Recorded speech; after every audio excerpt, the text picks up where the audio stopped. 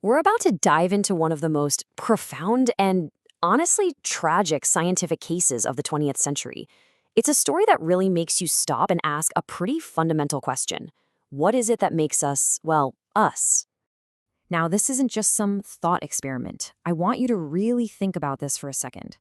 If you never, ever heard a single word, could you still learn to speak? Could your brain figure out how to put words together into sentences? That's the huge mystery we're going to try and unravel. Okay, so to even begin to understand this, we have to talk about a young girl at the very center of this whole puzzle, a girl known to science simply as Genie. So the story really kicks off in 1970. Authorities get a call and they discover a child, a 13-year-old girl, living in just unimaginable conditions. And this wasn't just neglect, it was something else entirely.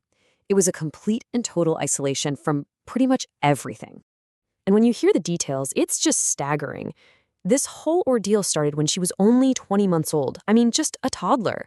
A time that's absolutely critical for a kid's brain to develop. And it went on until she was 13 and a half. That's more than a decade.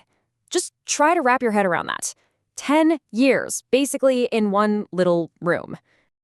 So yeah, she lived in almost total isolation. It's one of the most severe cases of social isolation that's ever been documented. And for scientists, well, this horrible, horrible situation was also, in a strange way, a kind of natural experiment. A tragic, ethically messy one for sure, but it was a chance to look into the very beginnings of how we develop as humans. So after she was rescued, this whole team of scientists jumped in. They took on this absolutely massive task of trying to teach her the one thing she'd never really heard before, language. And what they found was pretty incredible. And you know what? At first, it seemed to be working. She started with just single words. Then she started putting two words together all on her own, things like big teeth or want milk. After a while, she even got to simple three-word strings. I mean, she was definitely communicating, right? She was getting her needs and observations across. So that begs the question, did she learn language? I mean, it seems like it, right? She's using words, she's putting them together. But is that really it? Is that all language is? And this right here is the absolute key.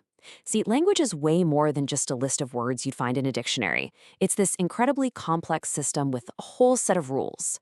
You've got things like morphology, which is all about how words are built, like, adding S to make something plural. And then there's syntax. That's the grammar, the blueprint that lets us build these rich, complicated sentences. Okay, so look at this. This really breaks down the gap in what Genie could and couldn't do. Over here on the left, this is the stuff she got the hang of. She could use nouns and verbs, and she could string 2 or 3 words together into basic phrases. But then, look at the right side. This is what she just couldn't crack. She never really understood grammar. The syntax, the morphology, all those rules that give language its real power, they were just beyond her grasp. And it's super important to remember that even her progress with just learning words was incredibly slow, like way, way slower than a typical kid. It's almost like she was collecting all the parts to a machine, but she can never figure out how to actually put them all together. So what was going on here? Why could her brain learn the words, the pieces, but not the rules? Well, the answer seems to lie deep inside the actual wiring of the human brain. The scientists found a really surprising clue. They ran this thing called a dichotic listening test, which basically helps you see how a brain is processing sounds and words. And the results were not at all what they were expecting. Okay, check this out, because this is wild. For the vast majority of people, like you and me, language gets processed over here, in the left hemisphere of the brain. But Genie's brain, her tests showed she was using her right hemisphere to process language. It's like her brain missed its normal window to set up the language center, so it tried to compensate. It tried to build it somewhere else, in a part of the brain that's just not designed for the heavy lifting of grammar. All right, so let's put all the pieces together. What does this all mean?